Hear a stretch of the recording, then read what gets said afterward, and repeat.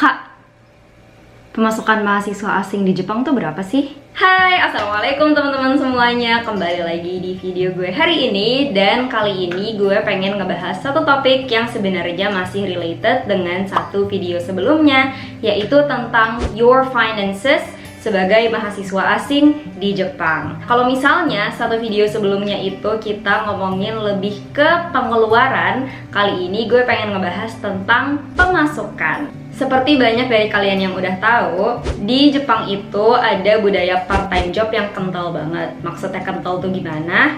Pasti jarang banget nemuin mahasiswa asing maupun mahasiswa lokal yang gak punya part-time job. Jadi semua orang pasti ada dalam satu minggu tuh bekerja at least 2-3 jam. Dan karena budaya inilah dan karena gue juga ingin memiliki pengalaman bekerja yang labor work dan bener-bener ingin merasakan bagaimana memiliki pemasukan sendiri, gue sendiri pun ikut mencoba berkecimpung dan terjun ke workforce-nya di Jepang dari semenjak gue tingkat 2. Dan di sini gue pengen mengupas tuntas tentang itu semua.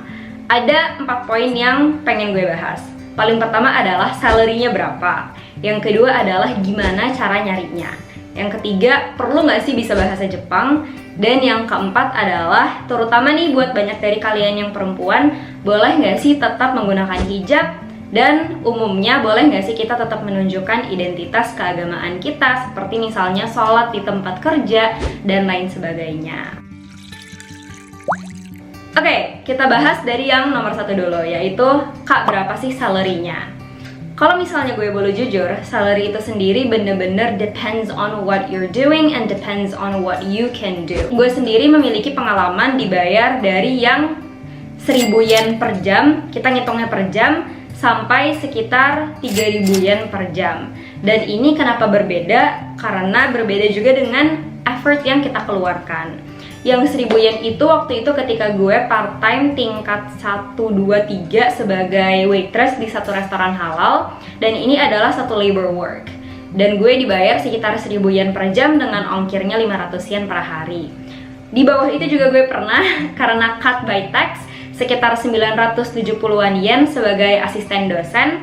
Tapi mungkin karena itu pekerjaan yang chill banget, jadinya bener-bener gak kerasa kita bekerja gitu. Selain itu gue juga pernah dibayar dari 2.500 sampai 3.000 yen per jam. Dan ini adalah untuk pekerjaan yang menggunakan soft skill. Ini ngebantu banget kalau misalnya kalian bilingual, trilingual, karena pekerjaan yang membayar sekian adalah pekerjaan mengajar. Jadi kayak yang udah banyak dari kalian yang tahu, gue di sini ngajar 2 anak, satu orang Jepang, satu orang Indonesia. Gue mengajar bahasa Inggris kepada mereka setiap minggunya, dan tiap minggunya 1 jam.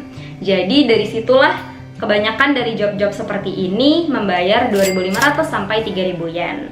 Ada Kak Syafiq juga, itu ngajar orang Jepang, terus abis itu ngajar bahasa Inggris maupun bahasa Indonesia juga bisa. Itu pun kurang lebih sama. Banyak juga job-job yang seperti misalnya membayar 10.000 yen dalam 1 hari full. Atau ada juga job yang ketika gue menginterpret di sekolahan Jepang untuk anak Indonesia dan anak Malaysia yang belum bisa bahasa Jepang, itu gue salary-nya adalah sekitar 5.000 yen per kedatangan, dan per kedatangan itu sekitar 3 jam gitu. Jadi itulah job-job yang pernah gue lakukan dan juga salary-nya. Secara total, gue pernah dalam satu semester itu 4 part-time job sekaligus. Dan itu untuk pemasukan bisa sekitar 52.000 yen. Jadi kalau misalnya dirupiahin sekitar 6-7 juta kali ya per bulan gitu. Dan I don't recommend it. Pertanyaan yang kedua, Kak, gimana sih cara nyarinya? Sebenarnya kalau aku nyarinya lebih ke word of mouth. Dimanapun kalian berada, kalau ada orang Indonesia kan pasti ada grup chatnya atau grup lain kalau di sini.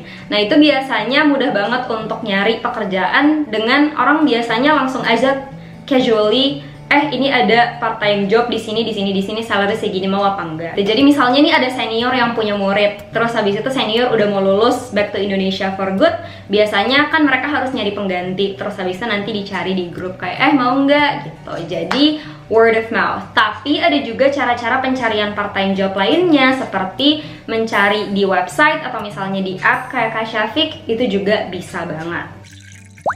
Yang ketiga, perlu nggak sih bisa bahasa Jepang? Nah, ini yang menjadi crucial banget, karena sebenarnya iya dan tidak. Yes, dalam artian, at the end of the day, your employers are Japanese, the people that you're working with are Japanese, jadi kita harus memiliki kemampuan untuk berbahasa Jepang, atau at least willingness untuk mencoba. Jadi kita nggak bisa menutup diri dan berkata, saya orang Indonesia, saya cuma bisa bahasa Indonesia dan bahasa Inggris, you work with me, take it or leave it, itu attitude seperti itu nggak mungkin. You have to try to learn gitu. Tapi yes, there is a way that you can still work. Kayak di restoran halal nih, kebanyakan kan customernya orang Singapura, orang Malaysia, orang Indonesia, yang bahasanya kita udah bisa atau mungkin bahasa Inggris. Jadi selagi kita tetap memastikan bisa berkomunikasi secara minimal dengan yang masak biasanya orang Jepang atau bosnya orang Jepang, itu mungkin banget gitu. Aku pernah banyak merekomendasikan orang yang belum bisa nih bahasa Jepangnya, masih belajar, tapi karena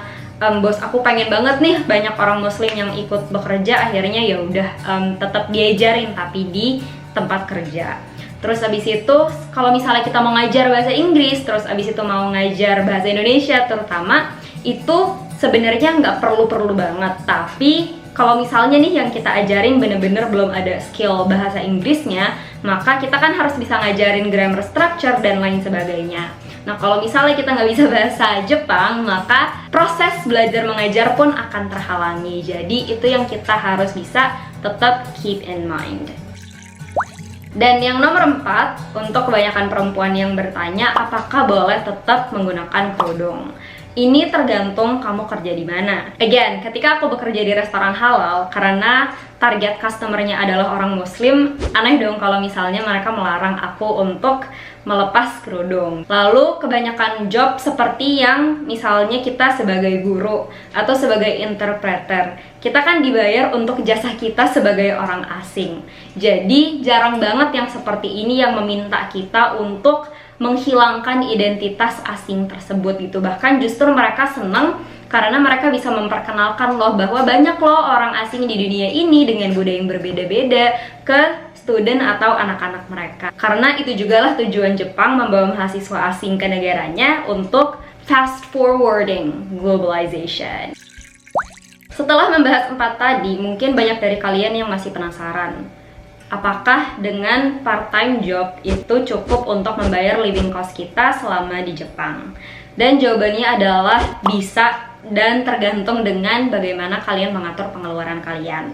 Sebagai mahasiswa asing, kita memiliki peraturan bahwa hanya boleh bekerja 28 jam dalam 1 minggu. Dan let's say dalam 28 jam tersebut kita diberikan fee 1.000 gitu. Jadi 1.000 dikali 28 ribu, 1 bulannya berarti bisa sekitar 112.000, yang kalau misalnya kita lihat lagi di video sebelumnya bisa banget, but with cost, like everything is. Jadi semoga video ini informatif untuk kalian, dan kalau misalnya masih banyak pertanyaan atau masih banyak yang belum clear, bisa langsung share aja di comment section di bawah, dan harapannya kita bisa ngobrol lewat situ. Buat teman-teman semua juga yang punya experience tentang part-time, please do share your stories. Sampai ketemu lagi di video selanjutnya. Assalamualaikum.